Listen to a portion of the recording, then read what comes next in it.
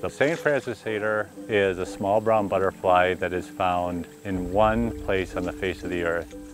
That just seemed crazy to me when I got to North Carolina and learned that. Of all the places you'd think to see an endangered butterfly, why would it be this one place?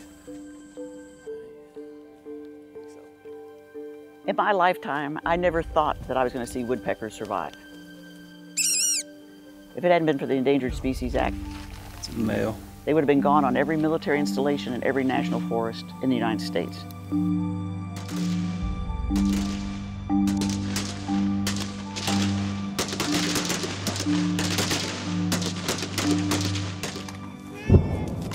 If you're going to ask me what an artillery range is like, I would think it would be a moonscape. Ordnance dropped all over the landscape and just tearing the thing up, but it's not like that at all. These are some of the most beautiful places in North Carolina. And these big military bases, like actually across the U.S., they've turned into protected areas because they're areas where military trains, but there's also vast areas where the public's not there, there's no development. A lot of rare species are actually on military installations across the U.S. Another reason there's so much rare stuff here is there's a lot of fires. We have a lot of fires from training. Fire keeps the habitat open, keeps sun hitting the ground.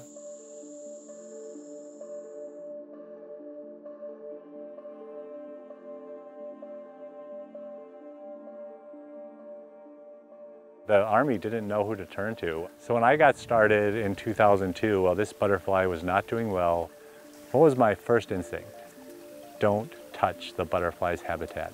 Nature's going to take its course. If we keep people out, whether it be scientists like me or we keep soldiers in training out of these sites, if we keep fire out of these sites, beaver out of these sites, things that are part of the environment, well then the butterfly, it would just keep chugging along. And turns out we were doing exactly the opposite thing we should have been doing. Here I was, the conservation biologist, not saving the species as I thought I would. I was basically causing its extinction. These butterflies live in habitats that are maintained by natural disturbances, and we were keeping those things out. We're going to make dams like beaver do. We're going to cut out hardwoods like beaver do and start restoration for the butterfly. And that's when our fortunes turn, and the butterfly has been on an upward track ever since. We've been able to find a workable solution that hasn't reduced military training, the reason that this base is here.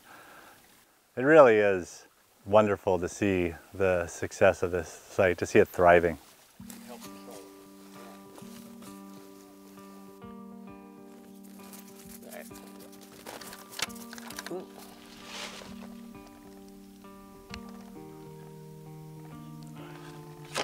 It attracted a lot of attention because it was so contentious. A woodpecker almost shut us down completely. Almost took us to court. We were sending troops as far as Northern Virginia and Georgia to do training that they routinely did here, but we couldn't do anymore. They were afraid the bird was going to blink out and go into extinction. Caused great consternation across the entire Army. The military didn't want to be inconvenienced. The National Forest wanted to keep cutting as much timber as they could.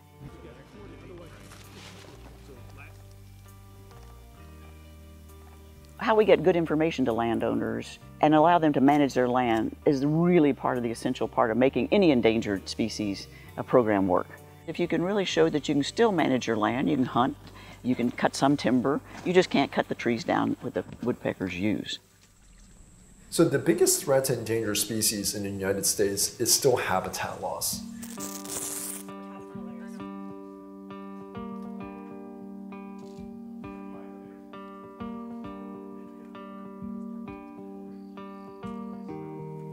So those pupa don't look like they're going to emerge today.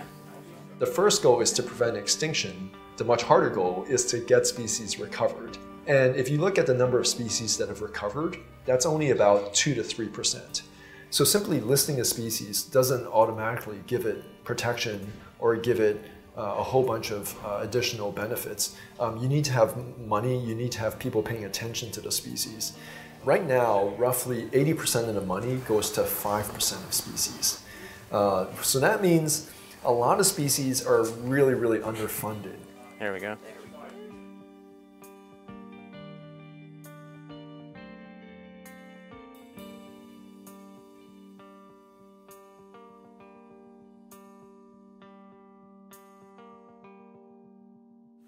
People ask me, what's the value of this endangered butterfly? The butterfly is so rare, it's not itself a critical part of any ecological system. People just shouldn't be causing species extinctions. The benefit is not only to the woodpecker and to other endangered species, it's to the soldier. The training lands at Fort Bragg are much better today than they were in 1980. Did I ever expect to have a baseball team in downtown Fayetteville named the Woodpeckers and everybody taking a little bit of pride having that thing? No.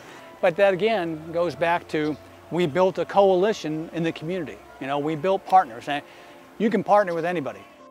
When people are dedicated, it really does make me stand back and realize how conservation can work. Now we're at a situation where we can see woodpeckers and butterflies together.